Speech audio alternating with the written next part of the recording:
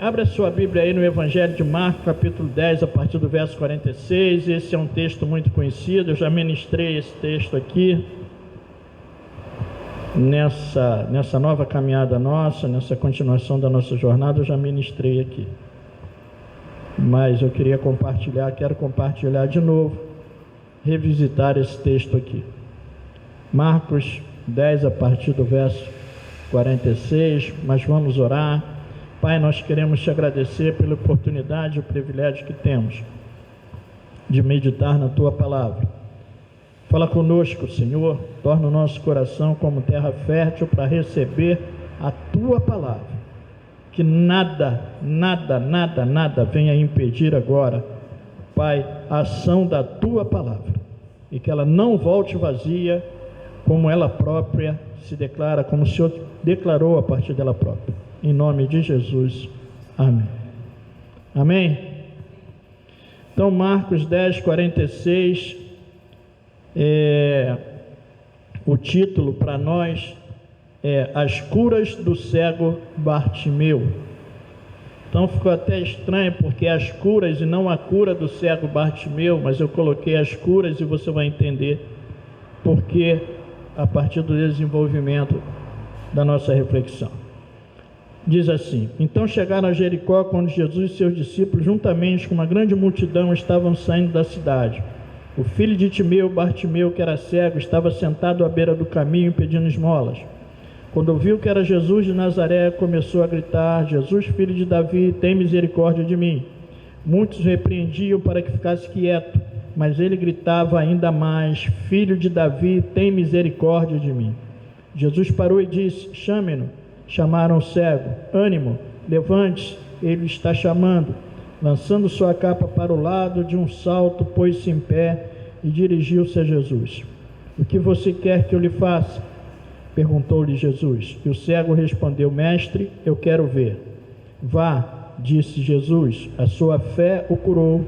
Imediatamente ele recuperou a visão e seguiu Jesus pelo seu caminho. Então, como eu falei aqui, as curas do cego, porque aqui ele foi curado de uma cegueira física, né? Mas nós vamos ver outras curas que eu creio, entendo aqui a partir da palavra que ele recebeu aqui. E quem era Bartimeu? Bartimeu era um mendigo cego que vivia à beira do caminho. Ele vivia à margem, né? À margem do caminho, à margem da sociedade. A única referência a respeito da sua identidade era o nome do seu pai, Timeu, né? Bartimeu, filho de Timeu.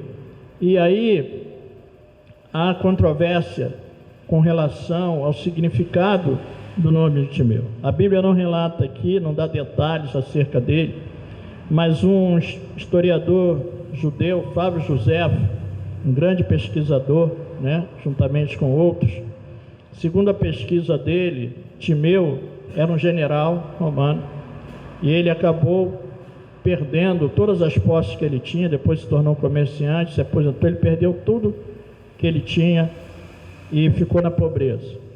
E a partir dessa condição dele é que o filho passou a viver daquela forma. A Bíblia não fala isso, né? Isso pode ser ou pode não ser, é uma questão de pesquisa, de história lá, e muita coisa que a Bíblia assim não relata claramente, muita coisa do Flávio Joséfo. Ele tem um livro maravilhoso escrito sobre a história dos judeus, uma pesquisa assim minuciosa, especial. A despeito da sua pesquisa, a despeito daqui, fica para nós que ele era filho de Timeu, né? Então, e naquele contexto ali, a identificação das pessoas, ela era relacionada ao lugar da sua origem, né, o lugar da onde a pessoa era, ou a sua atividade profissional, né? Tinha mais de um Simão lá, né? Aí tinha um Simão mágico, Simão curtidor, né? Tinha o Pedro, Simão Pedro. Então você tem, e era marcado dessa forma, ou pela filiação, né? Bar Jonas, né? Filho de Jonas. E a condição de Bartimeu, então, era essa, demonstrado aqui. Ele era impedido de ter uma vida normal, de atividade normal, como todas as pessoas que não têm a deficiência da cegueira. E agora, o politicamente correto, né, não é chamar de cego, mas sim deficiente visual, né, em respeito até a condição da pessoa. E aí nós vemos que pela cegueira física, ele vivia de maneira limitada, ele era excluído do convívio e das atividades sociais. Vivia na exclusão, vivia à margem. E imagina, né, uma pessoa nas condições dele, sentado ali naquele lugar, ele provavelmente era conduzido por alguém, até porque quando ele vai para Jesus, ele é conduzido por alguém, e ele só ouvia, né, o que acontecia, e a audição era a condição que ele tomava ciência de tudo que acontecia ao seu redor. E é interessante porque quando uma pessoa, isso é um fato constatado pela medicina, quando a pessoa tem uma deficiência, ela acaba desenvolvendo a capacidade, uma outra capacidade no outro sentido. Então, o cego, ele acaba aumentando o poder da sua audição, né, para compensar, é como se ele compensasse. E aí, ele ouvia todo o movimento, né? Agora, imagina se ele estivesse exatamente nesse lugar onde nós estamos aqui, o que tem de som, né, tem até em excesso o que se ouve aí. Mas como nós temos, graças a Deus, os nossos sentidos, né, normais, então a nossa atenção, a nossa audição, ela acaba se dividindo com a nossa visão, né? Você não se concentra, mas quando concentramos, nós acabamos ouvindo assim, de forma mais apurada, ouvindo um pouco mais. E aí, a Bíblia nos mostra que ele é curado da cegueira física. Jesus o chama, manda chamá-lo, ele vem, Jesus o interroga, pergunta: o que você quer que eu te faça? Ele falou: mestre, o óbvio, né? Eu quero ver. Mas Jesus abre essa possibilidade porque ele poderia pedir uma outra coisa, além daquilo, né? E isso é uma coisa que eu aprendo, né? Eu sempre falo com algumas pessoas, especificamente com a Elizabeth. Eu falo para ela: Beth, nós temos que ser objetivo na nossa oração. Nós temos que dizer com clareza. Acabei de ter essa conversa com o Diácono Francisco antes do culto. Nós temos que ter essa clareza e definir o que nós queremos, né? Nós temos que definir. E aí Jesus: o que você quer? Bom, eu quero ver. Então, está tudo certo.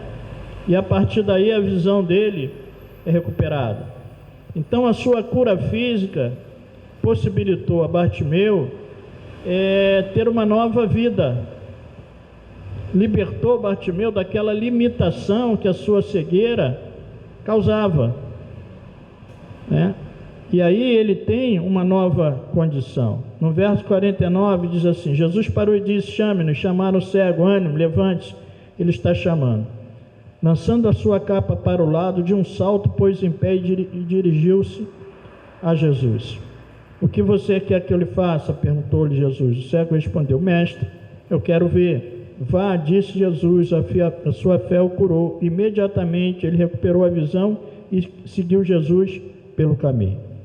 Então ele, que era impedido de caminhar, né, segundo a sua direção, segundo a sua condição, a partir da cura ele está livre e segue. Já não depende mais de ninguém fisicamente para estar caminhando, para estar seguindo.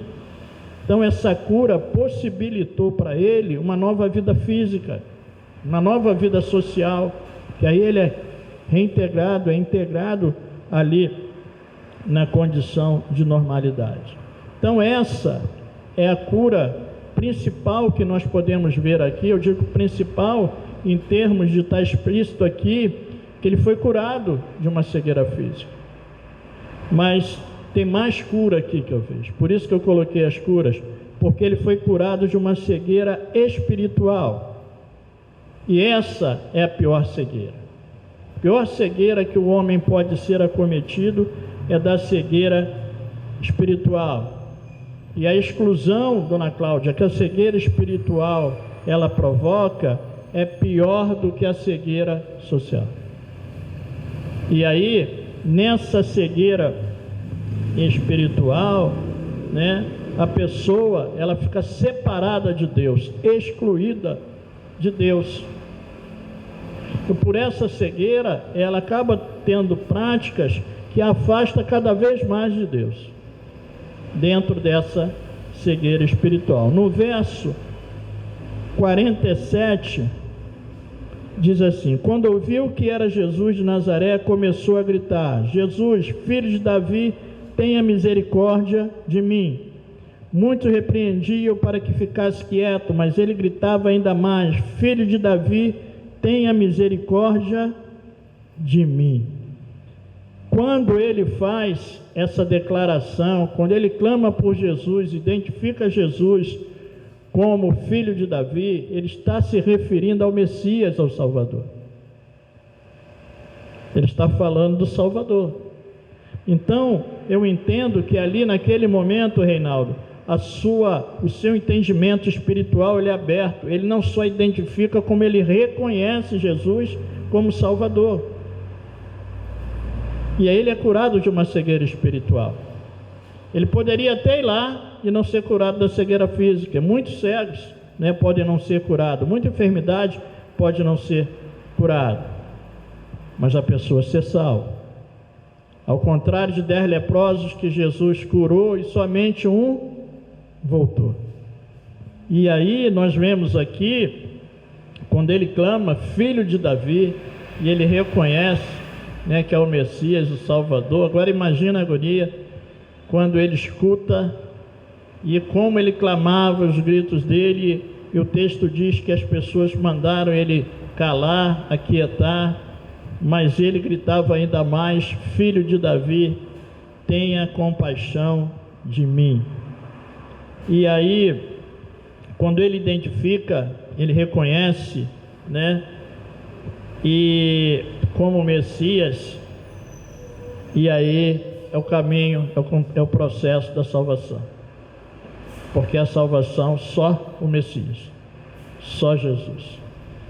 Curar uma cegueira hoje, com os recursos que nós temos, uma medicina pode curar, porque depende do caso. Pode haver até transplante, que antigamente não era possível fazer. Agora, salvar, só Jesus. Nenhum médico, nenhuma ciência, por mais que a ciência possa evoluir, ela não vai conseguir isso.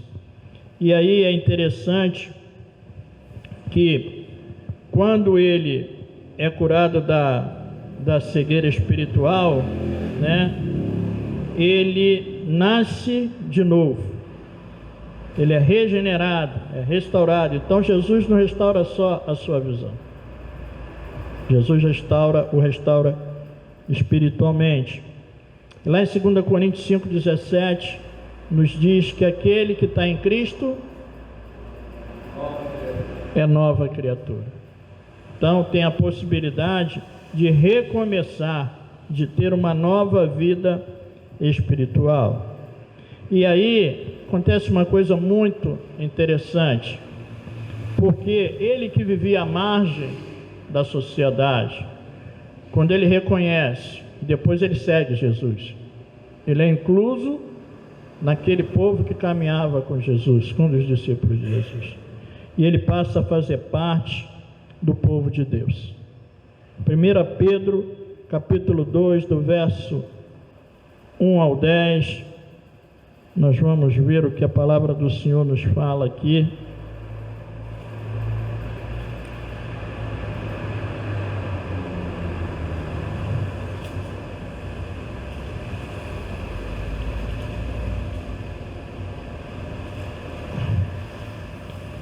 Vou chegar aqui.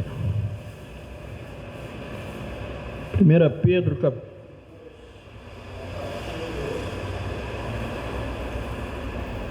a partir do verso 1, diz aqui: portanto, livre-se toda maldade, todo engano, hipocrisia, inveja, toda espécie de maledicência, como criança recém-nascida deseja de coração o leite espiritual puro, para que por meio dele cresça para a salvação, agora que provaram que o Senhor é bom.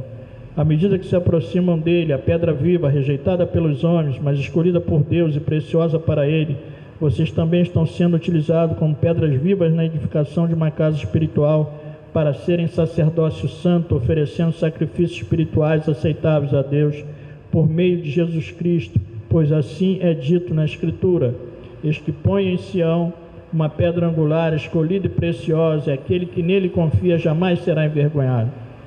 Portanto, para vocês, os que creem, esta pedra é preciosa, mas para os que não creem, é pedra que os construtores rejeitaram, tornou-se pedra angular, e pedra de tropeço e rocha que faz cair. Os que não creem tropeçam por desobediência à mensagem para que também foram destinados. Vocês, porém, são geração eleita, sacerdócio real, nação santa, povo exclusivo de Deus, para anunciar as grandezas daquele que os chamou das trevas para a sua maravilhosa luz. Verso 10. Antes vocês nem sequer eram povo, mas agora são povo de Deus. Não haviam recebido misericórdia, mas agora receberam. Povo de Deus. Então ele que vivia à margem, ele não só é incluso na sociedade, mas também ele é incluso na família de Deus, no povo de Deus. Isso é maravilhoso. Agora imagina, gente, uma pessoa que vivia naquela condição, e aí ele passa a fazer parte do povo de Deus. E no verso 9 diz assim: vocês, porém, são geração eleita, sacerdócio real, nação santa, povo exclusivo de Deus.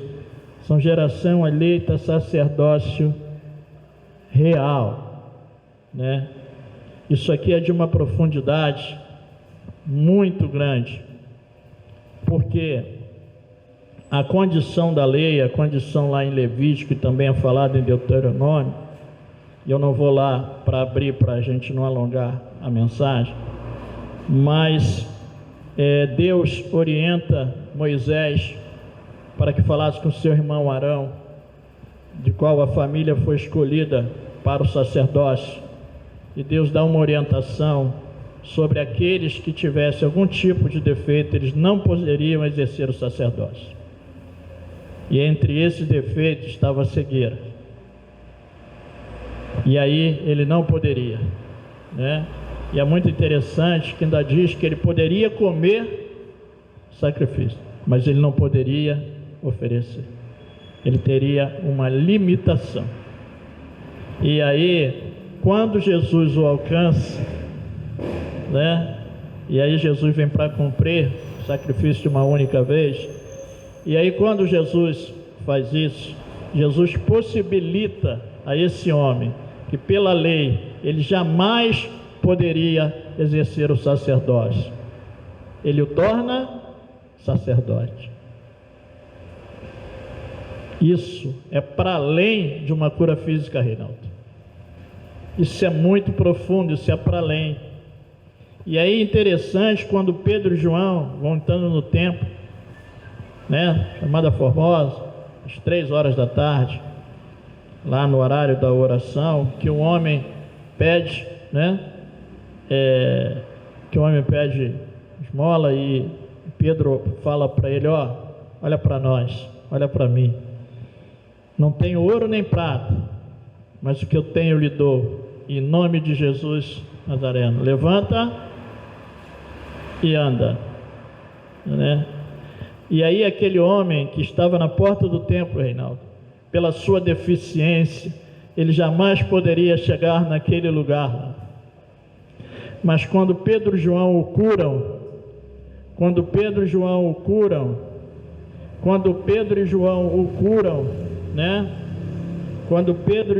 o curam, né? O que acontece com ele? O que a Bíblia diz? Ele dá um salto, né? Seus pés que eram tortos se endireitam, e ele faz o que? Ele vai para onde? Ele entra no templo. É forte. E aí essa cura espiritual que esse homem recebe quando ele confessa.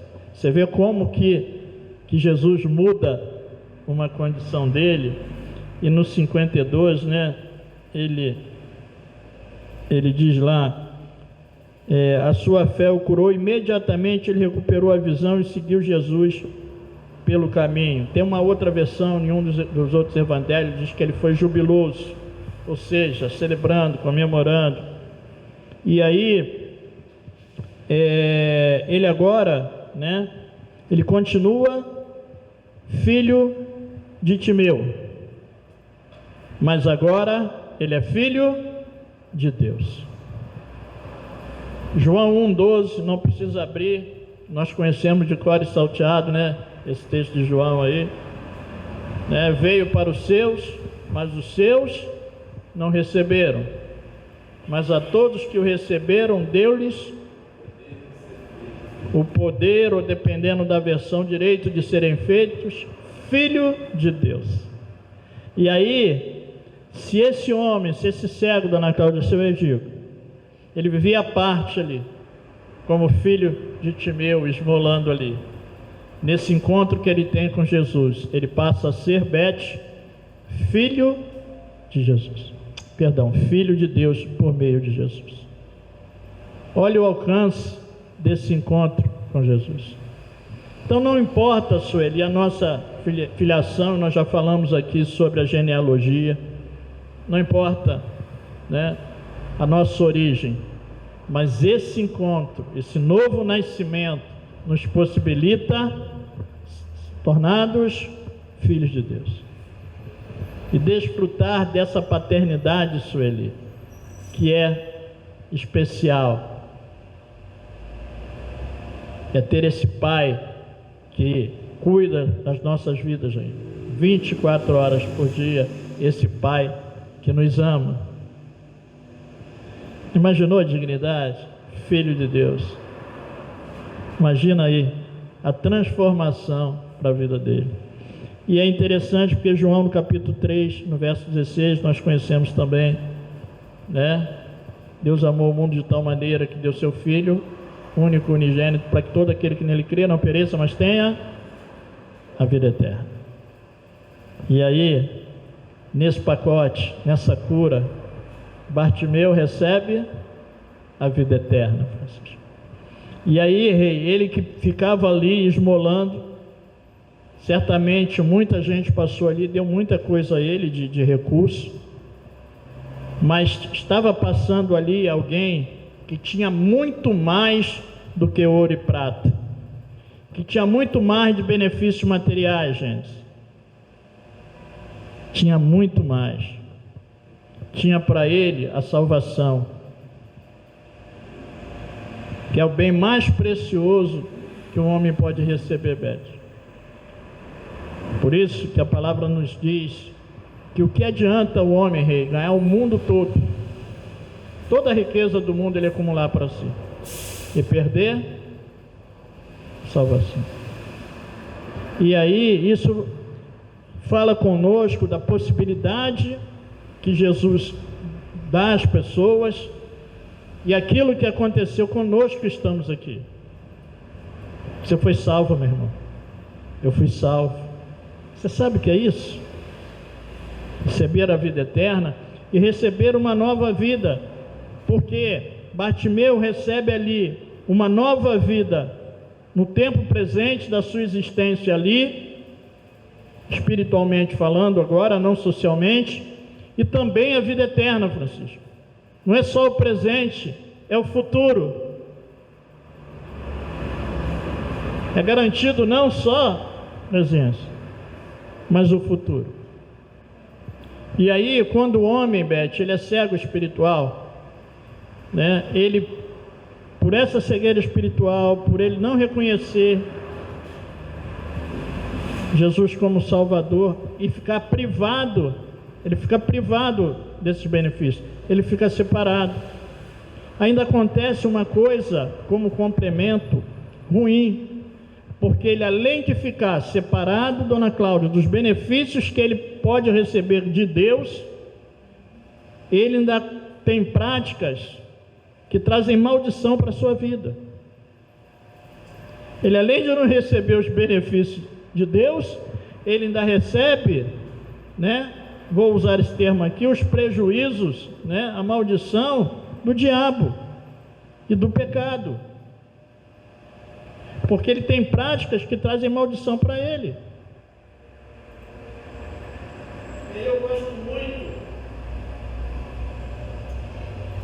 Eu gosto muito de uma ilustração que o Francisco nos traz, nosso irmão Francisco, que ele fala, Gênesis, acerca do guarda-chuva de Deus, aquele guarda-chuvão assim que te protege, Aquela barraca de praia assim, grande assim, ó, é como se você andasse, Reinaldo, com aquela barraca de praia fora da praia, você andasse pela rua, e aquele sol que queima, ela não ia te alcançar em função, aquela chuva forte, Dona Cláudia também não molha, porque você tem aquela proteção. Ele gosta muito dessa ilustração.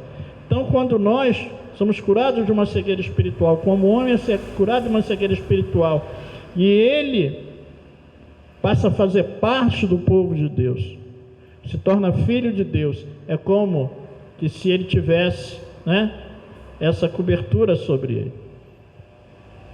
Ao contrário, ele pode trazer uma outra condição para ele, e essa condição que ele trouxer, que ele viver, não vai lhe trazer bênção, mas sim maldição. E aí uma outra cegueira, uma outra cura que eu vejo aqui, é a cura existencial. Por quê? Por uma pessoa que está à margem, Francisco, sem recurso nenhum, vivendo pedindo ali. Que projeção, Gênesis, ele tem da existência dele? Como ele se vê? O que ele projeta para a sua existência? Provavelmente, ele projeta nada, ou se projeta muito pouco ou miséria. Porque existencialmente, as possibilidades dele são quase que nulas. Mas quando Jesus, o alcança, ele é curado dessa cegueira física, ele é curado de uma cegueira espiritual, mas ele passa, Beth, a ter uma outra visão sobre a sua existência. Agora eu posso trabalhar, agora eu posso ir mais longe, agora eu posso viver o potencial que Cristo dá. Todos nós fomos criados com potencial de crescimento, de desenvolvimento. Isso está no DNA nosso colocado por Deus. Porque quando Ele cria o homem lá, qual é a ordem, uma das ordens que Ele dá ao homem? Crescei e multiplicai. Então existe uma potencialidade em nós que muitas vezes, Simone, nós, por uma questão de cegueira existencial, a gente não avança. A gente pode muito mais, mas a gente vive aquém daquilo que a gente pode viver. Com Bartimeu, certamente aquela condição que ele vivia o tolhia disso, o limitava existencialmente. Mas quando ele é curado daquela cegueira física, quando ele é curado daquela cegueira espiritual, ele recebe uma nova vida em Cristo, ele recebe uma nova possibilidade, agora eu posso seguir. Aquilo que o prendia, aquilo que o limitava, não existe mais. O fator de limitação não existia mais. Eu preguei sobre esse texto aqui um tempo atrás, aqui falando da capa que ele vivia. Eu lembro das 3 capas, é coisa que guardou, eu acho que a gente ainda recorda aqui. Que essa capa dele era a capa da pobreza. Existiam diversas capas naquele contexto. E a capa acabava identificando as pessoas. E existia a capa era para proteger, era ali que ele ficava à beira do caminho, do sol, da chuva. E ele até esticava, poderia esticar aquela capa e ali eram colocadas as coisas. Mas era como que um símbolo da sua condição. E aí ele abre mão daquela capa, ele joga para o lado e vai. Ele vai ao destino da sua transformação, da sua nova vida. E nós falamos aqui, falamos da capa de Acã, que era uma capa de ganância. Falamos da capa de Eliseu, que é capa de autoridade, de poder, né? E aí, ele limitado naquela sua existência. Só que nós podemos ser curados espiritualmente, receber uma nova vida em Cristo e viver existencialmente numa condição aquém daquilo que nós podemos viver. Em Cristo nós podemos muito mais, podemos avançar muito mais e acabamos vivendo aquém. Deus deu talentos, querido, para todos nós. Deus deu dons para nós. Deus deu sabedoria, Deus deu inteligência. Cada um tem uma aptidão para se desenvolver em algo. Mas nós acabamos nos limitando. E aí, nós vamos ver dois exemplos aqui. Números capítulo 13. Um texto que também nós conhecemos muito. Essa história também nós já abordamos aqui algumas vezes, quando falamos acerca de Josué, quando falamos acerca de Caleb.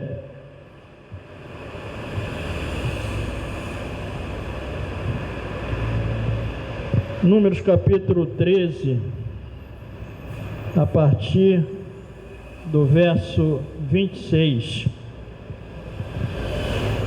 Aqui nós vamos ver parte só dessa passagem. Nesse contexto aqui, Moisés envia homens para espiar uma terra que Deus já tinha prometido ao seu povo. E ele enviou 12 homens para espiarem a terra lá, um de cada tribo, para espiarem a terra. E aí eles foram lá. A Bíblia diz que eles chegaram lá. Vou até ler no 23, põe o 23 aí, por favor. Diz assim: quando chegaram ao vale de Escol, cortaram um ramo do qual pendia um único cacho de uvas. 2 deles carregavam o cacho pendurado numa vara. Colheram também romães e figos. Aquele lugar ficou chamado Vale de Escol por causa do cacho de uva que os israelitas cortaram ali. Ao fim de 40 dias voltaram da missão de reconhecimento daquela terra. E aí eles foram para reconhecer aquela terra, né? Poxa, imagina como era esse cacho de uva e como que era essa uva, para demonstrar a fertilidade da terra, a condição da terra. Então, mesmo Gênesis, eles vendo o que eles viram, né? E eles têm uma postura errada, Francisco, limitada. Eles se auto-limitam, mesmo Deus tendo feito uma promessa, mesmo eles sabendo quem fez a promessa, mesmo vendo a terra, sabendo da possibilidade, mas eles se limitam. E aí no 26 diz assim: eles então retornaram a Moisés e Arão e a toda a comunidade de Israel em Cádiz, no deserto de Parã, onde prestaram relatório a eles e a toda a comunidade de Israel, e lhes mostraram os frutos da terra, e deram o seguinte relatório a Moisés: entramos na terra a qual você nos enviou, onde há leite e mel com fartura. Aqui estão alguns frutos dela, mas o povo que lá vive é poderoso, e as cidades são fortificadas e muito grandes. Também vimos descendentes de Anak. Os amalequitas vivem no Negueb, os hetitas e jebuseus, os amorreus vivem na região montanhosa, os cananeus vivem perto do mar, junto ao Jordão. Então Caleb fez o povo calar-se perante Moisés e disse: subamos e tomemos posse da terra, é certo que venceremos. Mas os homens que tinham ido com ele disseram: não podemos atacar, aquele povo é mais forte que nós. E espalharam entre os israelitas um relatório negativo acerca daquela terra. Disseram: a terra para a qual fomos em missão de reconhecimento devora os que nelas vivem. Todos que vimos são de grande estatura. Vimos também os gigantes, descendentes de Anak, diante de quem parecíamos gafanhoto a nós e a eles. E aí, com tudo favorável, com tudo na mão, gente, com a promessa de Deus, com a vista na terra, com o fruto na mão, eles se viram dentro de uma condição existencial que não era para ver, Sueli. Eles já tinham saído, eles já tinham sido libertos, eles eram livres, era para avançar e era para crescer. E aí isso pode acontecer comigo e com você. Nós fomos livres, nós fomos libertos, nós fomos curados espiritualmente, Gênison. E aí está diante de nós, e eu estou falando aqui, não é de questão material, estou falando de uma bênção completa, de questão espiritual, envolve tudo, envolve um crescimento integral como nós alcançamos aqui. E aí nós nos subjugamos a uma condição, Beth, de repente que olhamos, ficamos pensando da nossa origem e para nós não é possível. Quem disse que não é? Podia não ser, Sueli, mas a partir de uma nova vida, tudo é possível. Infinitamente mais. Então não dá para a gente ficar, Beth, vivendo aquém. E aí não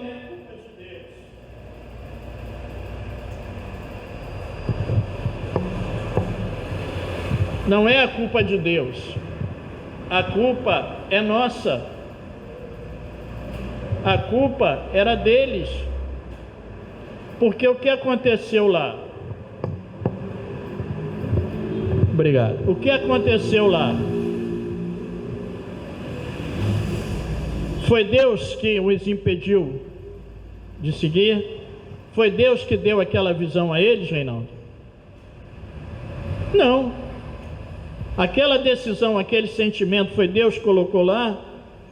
Foram eles. E aí, até quando nós vamos viver aquém daquilo que nós podemos viver? Parabéns, minha irmã. Isso é só o começo. E aí, como nós podemos avançar? Volto a dizer, eu estou falando aqui de prosperidade material, não estou falando aqui de dinheiro. Porque erradamente, quando a gente fala, fulano foi abençoado, aí a gente pensa logo numa bênção material, né? Mas não é isso. Marlene foi abençoada e nós vamos fazer um culto de ação de graça. Uma bênção de uma cura. Então nós temos que ter esse entendimento e temos que avançar, querido. E aí é comigo e aí é com você. Então nós precisamos romper algumas barreiras que nos prendem e avançar. Deus chamou aquele povo para avançar. Deus nos chamou para avançar. Nesse texto aqui, eu lembro que certa noite nós falamos aqui, nós temos que respeitar o contexto, Reinaldo. Esse povo foi chamado para conquistar aquela região, aquele território. Não é conosco, né? Foi com eles lá. Mas, quando nós olhamos o livro de Atos, Jerusalém, Judeia, Samaria, até os confins da terra. Aí não é com eles, aí é conosco quem vem depois de nós. Tá certo, Francisco? Então tem terra para a gente conquistar, tem coisa para a gente avançar, mas serão testemunhas, aí é questão espiritual, né? Conquistar lugares. E aí nós não podemos ficar aquém, nós podemos ir mais, nós podemos ir além. E aí nessa sequência é uma condição progressiva, porque Caleb aqui tem uma outra posição, né? Josué tem uma outra posição. Agora, mais na frente, depois, Francisco, os espias vêm, mas depois, Sueli, dentro desse processo de conquista, de crescimento, de avanço, tem um outro processo, tem um outro tempo, uma outra etapa, melhor dizendo, Gênesis, né? Tem um rio, querido. Tinha que atravessar o Jordão. E aí nós precisamos atravessar o Jordão. Nós não podemos ficar aquém do Jordão, gente. Nós temos que avançar e atravessar o Jordão. Existia um Jordão físico.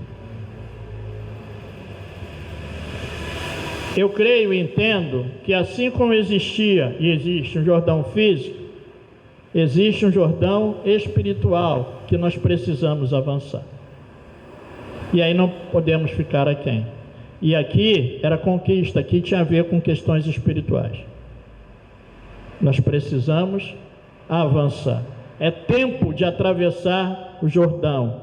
É tempo de ser curado de uma cegueira existencial. Para a gente fechar, abre aí 1 Samuel, primeiro livro de Samuel, 1 Samuel, capítulo 18. Nós já falamos aqui também sobre esse texto, mas eu gostaria de usá-lo aqui nesse contexto dessa mensagem. E provavelmente aquilo que você está ouvindo aqui essa noite, muita coisa do que você está ouvindo aqui, você já ouviu. Você já ouviu em outras mensagens, você já ouviu aqui mesmo.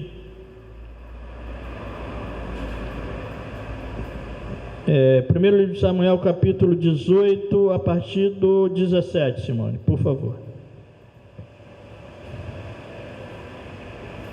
Isso aqui é um momento na vida de Davi. Davi, nós estamos no capítulo 18, no capítulo 17, Davi havia derrotado Golias e tinha sido estabelecido pelo rei bênçãos ali, e a gente até decorou isso, né? Nosso professor aí já nos ensinou, e a gente, né? É a filha do rei, as bênçãos lá para quem derrotasse o gigante. Vamos lá, meu professor.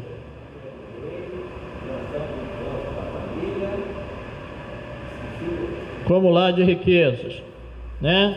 Então era bênção para ele, bênção para a família, e mais ser genro do rei, não é isso? Ser genro do homem, né? E aí ele já havia derrotado, gente. Ele já estava tudo certo. E aí na hora de tomar posse da bênção, Celi, aí no capítulo 18, no verso 17, diz assim, deixa eu me situar aqui no 17. Saul disse a Davi: aqui está minha filha mais velha, Merabe, eu a darei em casamento a você, apenas sirva-me com bravura e lute as batalhas do Senhor. Pois Saul pensou: não matarei, deixo isso para os filisteus. Mas Davi disse a Saul: quem sou eu? E o que é a minha família ou o clã do meu pai em Israel, para que eu me torne genro do rei?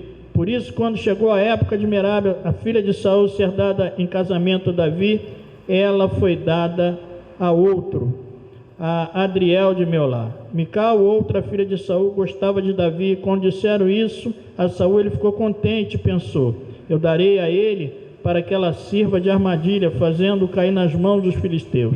Então Saul disse a Davi: hoje você tem uma segunda oportunidade de tornar-se meu genro. Então Saul ordenou aos seus conselheiros que falassem em particular com Davi, dizendo: o rei está satisfeito com você e todos os seus conselheiros estimam-se. Torne-se agora seu genro. Quando falaram com Davi, ele disse: vocês acham que tornar-se genro do rei é fácil? Sou homem pobre e sem recursos. Ele tinha derrotado um gigante. Ele tinha matado o urso e o leão. Era para tomar posse, gente.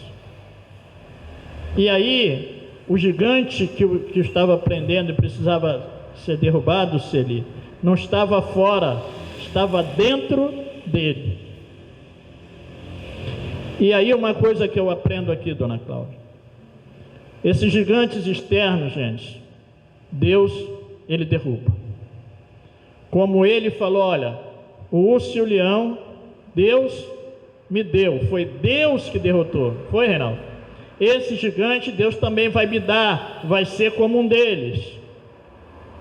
Deus dá. E aqui dentro? E no interior? Como é que funciona? E aí é tempo de serem derrubados os gigantes externos que têm prendido essas pessoas que estão chegando, e eles vão cair em nome de Jesus. Mas é tempo de cair também os gigantes no nosso interior, para que nós possamos avançar e para que nós possamos conquistar, porque para isso Deus nos chamou. Para isso Ele tirou Bartimeu da beira do caminho, curou fisicamente, curou espiritualmente e existencialmente a uma nova vida. Então o que é que nós precisamos fazer? Avançar. E aí no nosso avanço, Rei, tem muita gente que vai ser abençoada pelo nosso crescimento. Aí quando eu não cresço, Gênesis, quando eu não conquisto, Bruno, aquilo que já está reservado para eu conquistar, eu privo pessoas de serem abençoadas através daquilo que Deus estabeleceu para a minha vida. Deus, por graça e por misericórdia, me colocou como pastor dessa igreja. Então o meu crescimento traz bênção para esse lugar. O crescimento desse lugar traz bênção para a minha vida. O seu crescimento traz bênção. Nós somos um corpo, gente, interligado. Então quando você cresce, eu cresço, querido. Quando você é abençoado, eu sou abençoado. Então chegou o tempo de vencermos os nossos gigantes existenciais e avançar. E aí nós vivemos a quem? E que essa noite seja uma noite de divisor de águas nessa igreja, nesse lugar, na sua casa e na sua família. Que nós possamos avançar. Amém? Para terminar, para fechar essa mensagem. Quem era o cego? Era filho de quem? Timeu. Quem era Jesus?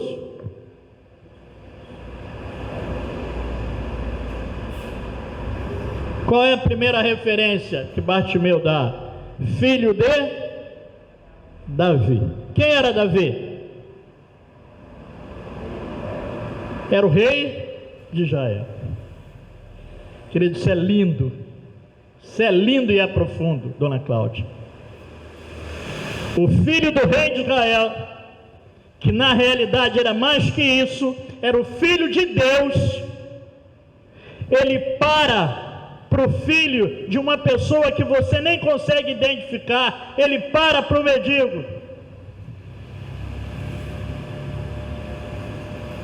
Ele, que tinha toda a autoridade, gente, que ele podia dizer, eu sou o cara.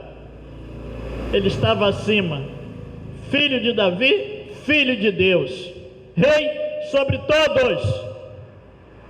Ele para alguém que não é nada, e não era nada, mas passa a ser alguma coisa a partir dele, porque passa a ser filho de Deus.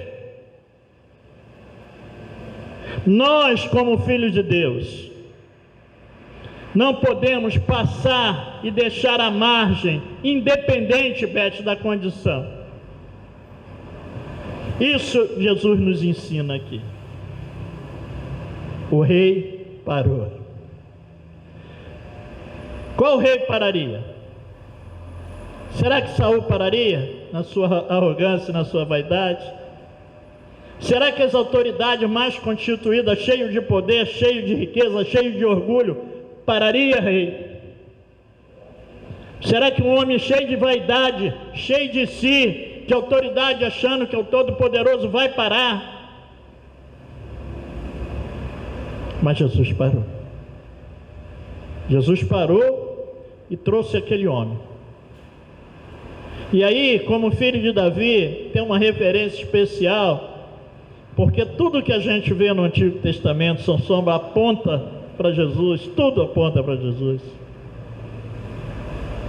Jesus, o rei, pega Bartimeu e traz com ele, se torna um seguidor, está comigo agora. Davi pega Mefibosete, lá de Lodebar, e traz para cá. E leva para o palácio. E senta na mesa do rei. E vai ser tratado como filho do rei. Amém? Amém? Amém? Então é tempo de nós crescermos, querido. É tempo de nós sermos curados das nossas cegueiras existenciais. E ver muitas pessoas serem curadas das suas cegueiras. Você crê que Deus ainda cura cego nesse tempo? Você crê? Você crê? Você crê que Ele pode curar da cegueira física? Você crê que Ele pode curar a minha esposa lá que está para fazer uma cirurgia na quinta-feira? E quando o médico chega lá, ele fala assim, pô, não tem cirurgia porque não tem mais nada aí? Ele pode fazer. Ele tocou em tantos olhos. Ele tocou na vida de um homem, tocou 2 vezes, rei. Como é que você está vendo, meu filho? Primeiro oftalmologista, está para além desses caras aí. Ah, estou vendo como árvore, essa lente não é boa, deixa eu ajustar a lente. Bom, e agora? Não, agora está legal. É isso? Aí um homem, servo do profeta lá, Samaria é cercada, Eliseu está cercado por um exército inimigo.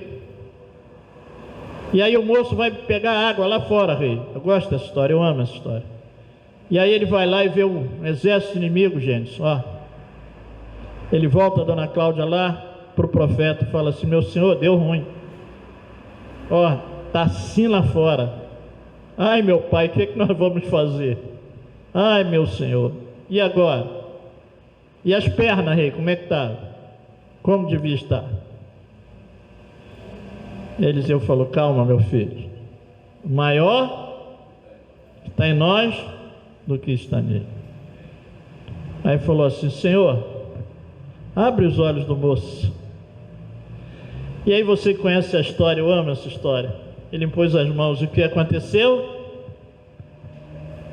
A visão dele foi ampliada. E aí o que ele viu? O que ele viu? O exército do Senhor em muito maior número. Que o Senhor amplie a nossa visão essa noite, Gênesis. E a partir de hoje, o inimigo está lá, Beth, mas nós vamos ver o Senhor. Maior é o que está em nós. Amém? A vitória já foi decretada, meu irmão. A vitória já foi liberada. Então nós vamos tomar posse daquilo que já foi liberado. Amém? Fica com essa mensagem, que o Senhor possa ter falado ao seu coração, possa ter abençoado a sua vida. Vamos nos pôr de pé.